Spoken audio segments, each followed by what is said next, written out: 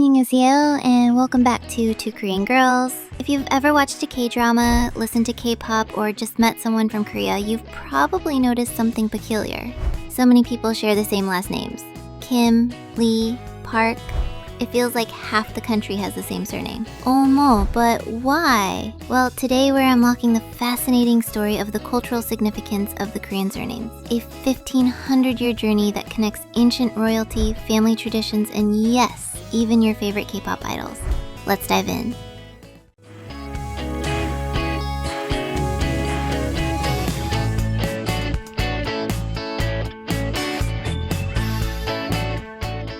In English, we just say last name, but in Korea, it's more than that.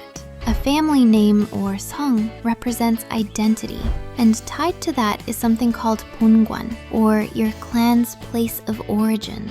For example, if you meet a Kim, you don't just say, "Oh, you're a Kim." Instead, you might ask, are you a Kyungju Kim or a Gimhae Kim? That's because there are different Kim clans, each with unique histories. And in the past, people from the same 본관 couldn't marry. It was considered taboo, even incestuous. While not legally enforced today, that tradition shows just how deep this system runs. Let's rewind to the Three Kingdoms period. Kim means gold and comes from the royal family of the Silla dynasty. Lee or Yi traces back to the Joseon dynasty's imperial house of Yi.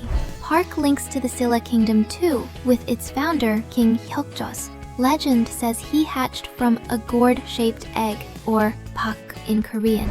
But here's the twist. Surnames used to be a privilege reserved only for royals and nobles. When Korea abolished its class system in 1894, commoners were suddenly allowed to take surnames. And what did they do? Many adopted the most prestigious ones, Kim, Lee, and Park.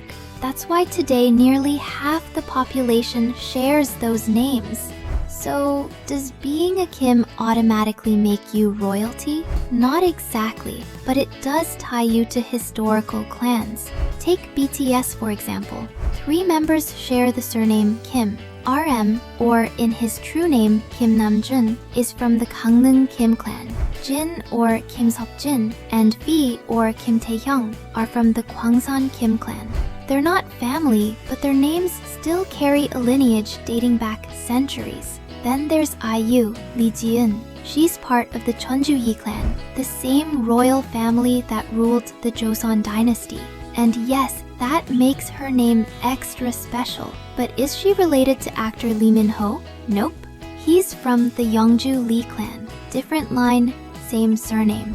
And let's not forget the Parks, like Park Bo-young, Park Hyung-sik, and even Psy. They all belong to the Miryang Park clan, tracing back to that legendary gourd egg founder of Silla. Millions share this clan, but it doesn't mean they're cousins. It's about heritage, not close blood ties. Oh, and here's a fun fact. The Chois are also a huge clan, many linked to the Gyeongju Choi lineage. That includes Choi So-young from Girls' Generation and Choi Woo-sik from Parasite. So what does this all mean in the modern world? Names like Kim, Lee, and Park aren't just common. They're living history, connections to royalty, legends, and centuries-old traditions. There's even a Korean joke, throw a stone in Seoul and you'll hit a Kim. But behind the joke lies a deep truth. These names connect people to something bigger than themselves, a shared cultural identity. So next time you watch a K-drama and meet a Kim, Lee, or Park, you'll know their name isn't just a name. It's a story, a legacy, and a symbol of Korea's rich history. If you enjoyed this video and learned something new, don't forget to hit that like button, share it with a friend, and subscribe for more Korean culture deep dives. And tell us in the comments, what's the most common surname in your country? We'd love to hear your stories. Until next time, 감사합니다 and happy watching!